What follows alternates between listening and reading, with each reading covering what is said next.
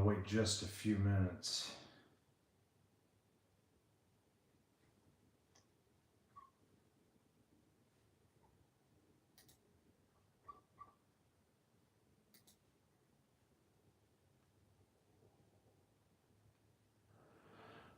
Okay, so today I am so sorry to everyone. I am absolutely very much embarrassed. So I moved into my new apartment, waiting to move the wife and the kids up, and so I don't have any microphone today. I'm getting myself settled. And again, I am really apologetic that I didn't get to do this live stream today. Anyway, so I'm going to answer some of the questions that I've been getting about finance questions now that interest rates have gone up. So here's, I'm going to pull them up off of my email because I got a lot of them and I want to cover them all today as best as possible with you. Again, sorry about the echo. I don't have a lot of furniture in here yet. I'm still moving the wife and the kids, trying to get them up here in June and everything else. So, okay, and there we go. Okay, so the majority of the questions, the first 5 questions I got in an email from some of the videos. As you guys know, a lot of the videos that I've done on RV financing have to do with bad credit, good credit, fair credit, things of that nature. The most common thing I'm getting is, are interest rates going up on bad credit customers or subprime credit customers? The answer to that question is no.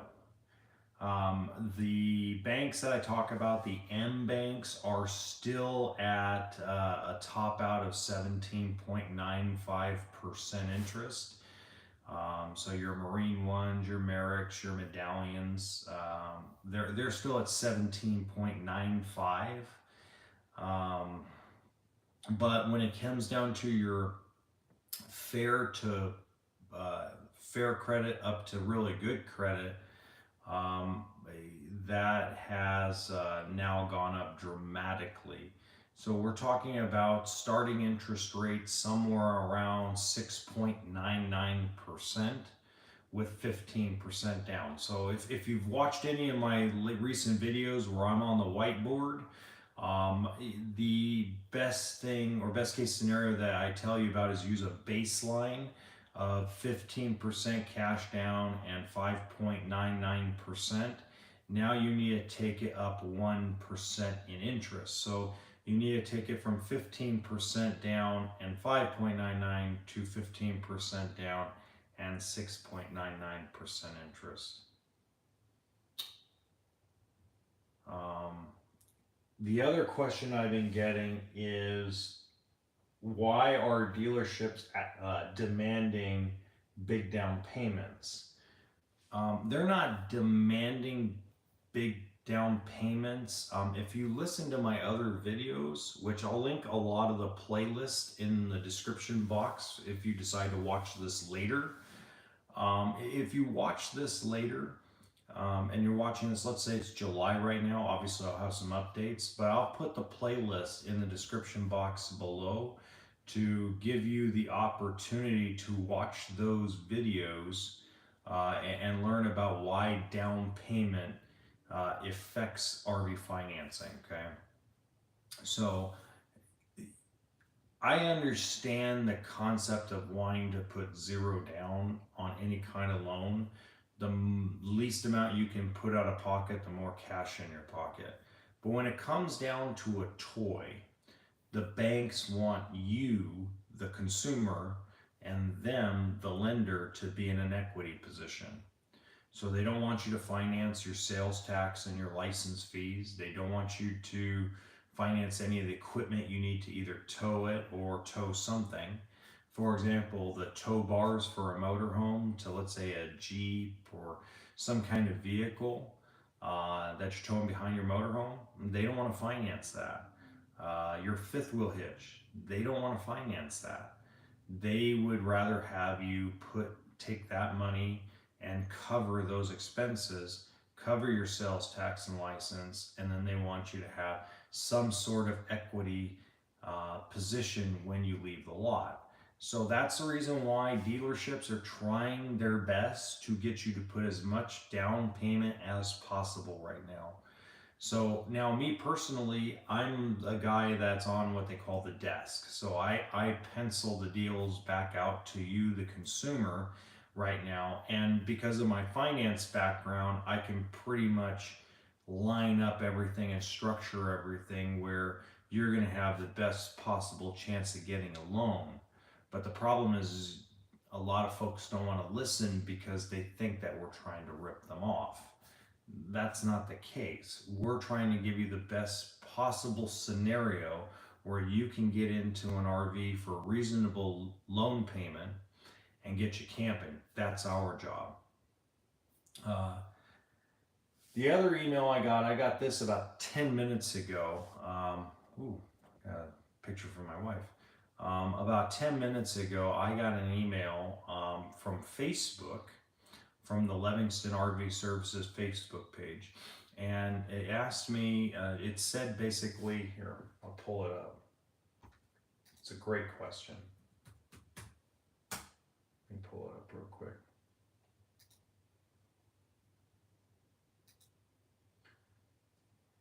This young lady is named Vicky, okay? And Vicky asked, is an RV not a good idea? We are looking at one now, thanks in advance. And here's my answer to that question. Whether you're listening now, which is May 3rd, 2022, or you're listening to this video later on in the year, it's the same decision you're going to have to make about buying a house, okay? So buying a home is a very personal decision. For me, I wouldn't buy a home in this market. But if you're planning on putting down roots, you've been at the same job for 15 years, you're going to retire in that job, there's no reason not to buy a home as long as the payment is reasonable and affordable for you. Buying an RV is not a smart idea in the first place if you're looking at it from a financial standpoint.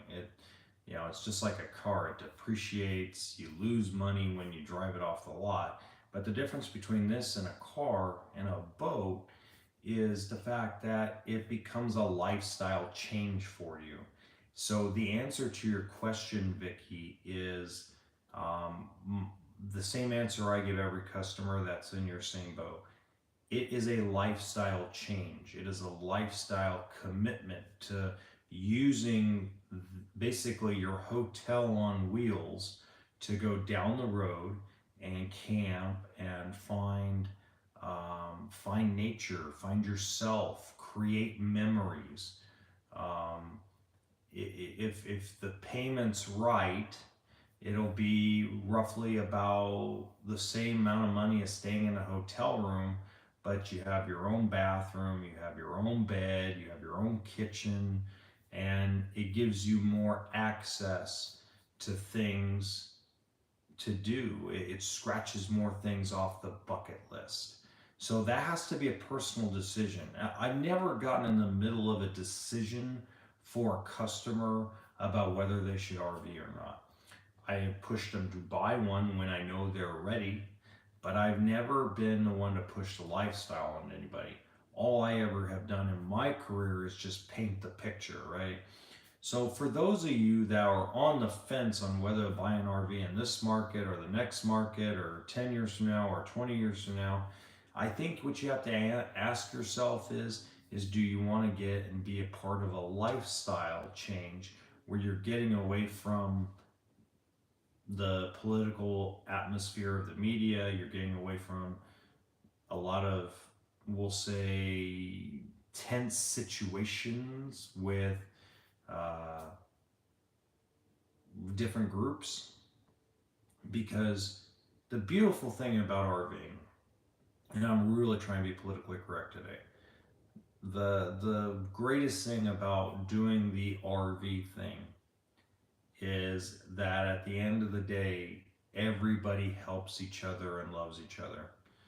It doesn't matter what your skin color is. It doesn't matter what your religion is. It doesn't matter what you identify yourself as gender wise. It is the most inclusive, and I mean inclusive, group of people in the United States. And if you're a first timer and you go to a park and you look like you're struggling, don't be surprised if the neighbor comes over and says, "Hey, can I help you?" You don't get that often when you're living at home, but when you go out RVing, it's like this big community that doesn't care about what color your skin is, or what your political beliefs are. So it's an incredible feeling. It's an incredible thing to go through. Um, it's beautiful. Um, Welcome to everybody that just joined. I'm answering questions that I got through email. Also, if you got anything, send me a comment. You can also send me an email at livingstonrvservices@gmail.com if you have any questions for me you'd like me to answer. By the way, if you're seeing this video after the live stream is over, if you're seeing this in the future, do not be afraid to email me at that email. Again, that's livingstonrvservices@gmail.com. Not ready to buy, you can rent. Yes, you are absolutely correct. If renting is not a bad thing if you're going to do it once a year. I don't know if you guys have seen some of the videos. I promote one of my good friends in Ventura, California. I promote his rental agency for Class C's and travel trailers. His name's Ned, and he's a really great guy, and he does a really good job with his business. And again, there's a lot of people that prefer to rent because they only do 1 or 2 trips a year. Buying is just a different lifestyle than renting. Me personally, I bought a Class C motorhome. If you've seen some of the videos, I bought a little 1986 Jamboree Rally, and we outside blowing the motor on the bloody thing. I actually enjoyed it. We've got to get the motor rebuilt, so that's a lot of fun. But again, just don't be afraid to email me at livingstonrvservices@gmail.com, whether it's today during this live or whether it's in the future. I'm willing to answer any of your questions. You can also send me direct messages on Instagram, Facebook, obviously, and Twitter. The other questions I've been getting, and I got 5 questions on this. I think it was 5. No, 4. I got 4 questions with something similar, and it's about half-ton towable fifth wheels. Okay, so this is something I haven't covered in my videos yet, and I've decided since I'm getting a lot of questions about this, I might as well answer this. First of all, this is going to sound a little narcissistic, but there is no such thing as a half-ton towable fifth wheel. Okay. First of all, let me give you a backstory on why I say this. Okay. A buddy of mine named Saul and I worked at Giant RV for years. We worked together over there as salespeople. And the Heartland Sundance and the Cougar had come out with this half-ton towable concept. They showed in fact, Cougar and Heartland came out with this video that showed a Tundra towing a 30-foot fifth wheel. Okay. So it's not about the power of towing it, it's the ability to stop it downhill.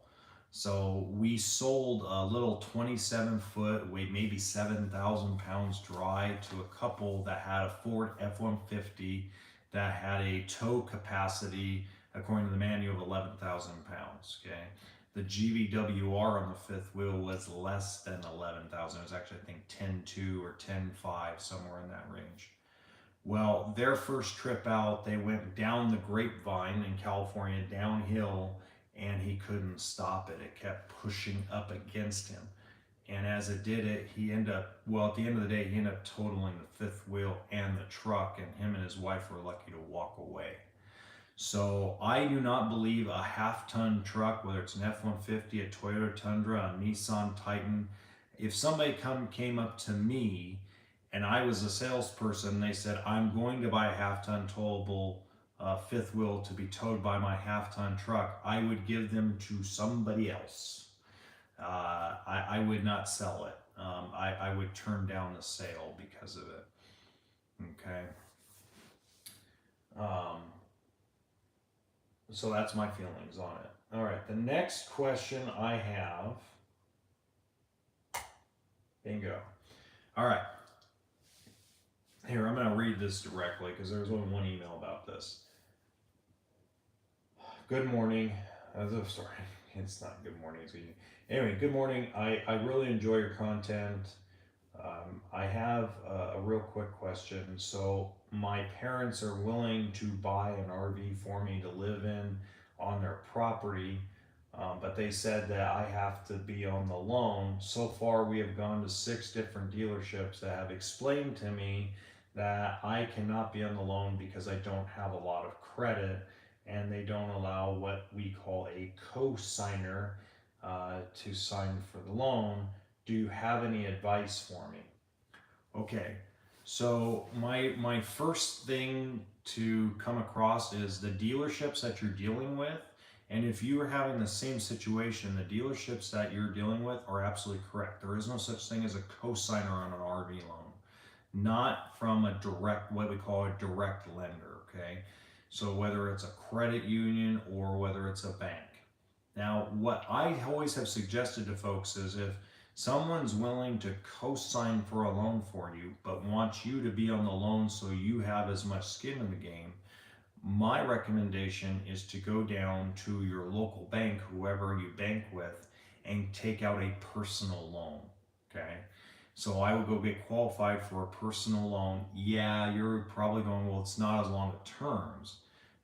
That's very true, but at least you're on the loan with your co-signer, whether it's a 36-month loan, whether it's a 60-month loan, and more than likely you're going to establish more credit. So especially the one thing in here saying that he or she does not have a lot of credit, and that's the reason why they're having a tough time getting a loan. This will help you establish credit, so in the future, if you wanted to upgrade or if you want to get something different, you have that ability. It's a lifestyle change that a lot of people are going to, the living in the coach. It's a great thing. The other thing I really want to point out to everyone, based on the fact that they're living in it, is there is no loans for live-in RVs, with the exception of 2 places. One is called Alliant Credit Union out of Chicago. They do nationwide loans. You don't have to live in Illinois to get a loan from them. Usually you'll have some dealerships will have them as a direct lender, and they do up to 15-year loans, but it's very difficult because there's a lot of stipulations you have to follow in order to get that loan. The second place is a place that you cannot get through a dealer. You actually have to apply yourself, and that's called Essex Credit. Now, I actually will put a link at the end of this to Essex Credit. So if you want to find out if you want to live in a coach and you don't have an address, that would be one way to go. So something I ran into this week is that I have a truck driver, and he's a great client, nice guy, but he hasn't had a physical address in 4 years. He has 2 P.O. boxes. So we had to send him to Essex Credit to try to see if he would qualify for a live-in RV loan. Very hard to get, but still very possible. I've run into that a lot, where you go and get an address like a P.O. box in South Dakota or Montana to save on the licensing fees, which is very smart to do. But at the end of the day, once you make that move out of your home and you no longer have a physical address, it becomes very hard to get an RV loan. There's 2 more questions I want to cover. Because this one I get the most of, okay? So this one over the last 4 weeks, I've gotten the most of. And this is about self-employment. So this is my favorite email because this is the most detailed, but this will cover a lot of what I've been trying to talk about. There we go. Okay. So, dear honey badger, thank you for calling me that. Uh, I own a cabinet company in Maryland, and every time that I have applied for an RV loan over the last 6 months, every single dealership or bank or even my own bank wants to see tax returns for either the last 2 years or last 3 years. Why can I not use bank statements? That's a better way to prove my income than seeing all my write-offs on my tax returns. Please give me a thorough explanation. Your explanation in one of your videos is very generic. Can you be more detailed? Okay, so I get this a lot. First of all, self-employment is a wonderful thing. Okay, you pretty much will say you get to write off so much that your net income ends up, we'll say, always less than what the government really wants you to show, or want, they want you to pay more taxes and you want to pay less taxes. That's why you went into business for yourself. But the banks have to look at it from an expense point of view. Okay, so a bank like US Bank or Bank of America, Bank of the West, the reason why they ask for your tax returns, the reason why the M banks, the subprime banks, ask for tax returns is they want to see what your write-offs are. Now, there's 3 things they take into consideration with tax returns. Number 1 is they don't look at the top line, they look at your adjusted gross income, whatever the line that may be depending on the year. It says adjusted gross income. That's before the bulk of your major write-offs that you take. And then after that, there's a taxable income. So the one income they go off is the one that says adjusted gross, not taxable. So let's say, for example, a lot of folks will show a taxable income of less than $25,000, even though they brought in $500,000 or $500,000 or 600 grand in a year. Okay, so the bank doesn't look at what you pay taxes on, they look at what you wrote off. Okay. The second part of that is a lot of you are either going to do a Schedule C or a Schedule K. So if you're self-employed, you understand what I'm talking about with those. Okay. And they will add in the depreciation from those schedules back into your income. So like your mortgage statement, your lease payments from your buildings, or maybe your lease payments from your company vehicles, things of that nature. Okay. And the third thing they consider is they take the last 2 years and they add them together, and then they divide it between 2, and then they come up with an average income, and that's how they determine whether you qualify or not. Now, I'll tell you that the majority of you do not qualify for an RV loan because you don't show enough on your adjusted gross income, because your tax person's really good at making sure that you don't pay a lot of taxes. Make sense? And if that doesn't make sense and you're watching this video after the stream, send me an email or put a comment, reach out to me. I'm more than happy to answer that question. Okay. Now, to go backward, there are a couple of banks that do take bank statements, but they are high interest, short-term loans. So if you live in Southern California, I will give you a great example. Landmark Financial will do a 5-year term, and no matter what your FICO score is, they will do an interest rate between 19 and 30% interest. Oops, somebody sent me something. Nope. So they will do between 19 and 29% interest on a 5-year term loan, and they'll do up to $25,000. Okay.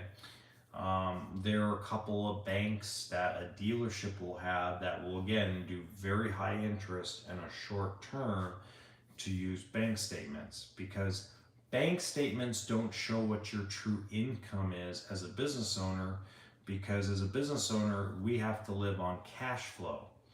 So you're always in debt. You're always using debt to help create cash flow. So it's a riskier loan on their end, because when the debt runs out or the cash runs out, that's why the banks ask for tax returns to know what those expenses are. Okay. Hopefully that made sense for you. And the last one I get is retirement. I got a lot of questions about retirement, and I'd like to cover those with you real quick. So this one email that came in 2 weeks ago, thank you, Albert from Michigan. You basically asked, and I'm going to generalize and sum up your email because it's very long, but to sum up Albert's email is that he wanted to know if he retires this year and decides to do shopping now, will it affect his loan? And the answer to that is yes and no. So it's going to depend on how your credit score is. If your credit score, let's say, is over 760 and you don't have any heavy debt as far as heavy payments, then it won't matter. Somebody commented on the video. If you are if you don't borrow a lot, if you haven't had a lot of credit over the last 5 years, let's say you haven't bought any cars, you paid off all your debt getting ready for retirement, it may affect it. So, my advice to everybody is, instead of taking that risk, my advice to everybody is to buy the RV the year before you retire. That way there's no question and no doubt that you qualify for it. You have your proof of income if they ask for it, like a paycheck stub or W-2s. And there's no having to go figure out letters for different investment companies or 401k, and you don't have to fiddle fart with any of that. So my always recommendation to you, and my recommendation to Albert, is if you're still employed, stay employed until you buy the RV, then retire. That way there's no question about it. All right, it looks like I lost the majority of you already. So again, if you guys enjoyed this live stream, if you are watching this in the future, if you have any questions, I'm always willing to answer them. I did this live tonight. I again apologize to everybody if you're watching this afterward. I'm so sorry I was 2 hours late. It was insane at work today, and I gathered almost 8 o'clock. So you guys have a wonderful night. Happy May 4th. Actually, tomorrow I'm going to say May the 4th be with you. Have a good one.